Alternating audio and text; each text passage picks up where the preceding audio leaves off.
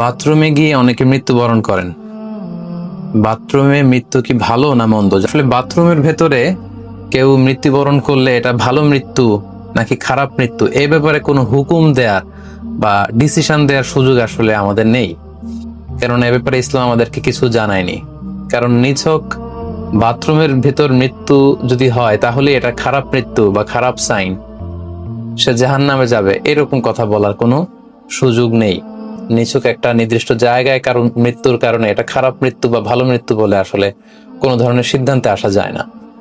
কারণ বাথরুমে নানাভাবে মানুষের মৃত্যু হতে পারে। কেউ হয়তো অজু করতে যেয়ে বাথরুমের ভিতরে মৃত্যুবরণ করেছে, অথবা কেউ গোসল করতে যেয়ে মৃত্যুবরণ করেছে, এটাও হতে পারে, অথবা প্রাকৃতিক কাজ সারতে যেয়ে বাথরুমে তার মৃত্যু হয়েছে। এর কোনোটির ক্ষেত্রেই এই মৃত্যুটি খারাপ মৃত্যু এভাবে কোনো সিদ্ধান্তে আসা যাবে না। সিদ্ধান্তে আসা যাবে এভাবে, অথবা ধারণা করা যাবে, প্রবল ধারণা করা যাবে এভাবে যে সে তার জীবনটা কিভাবে কাটিয়েছে।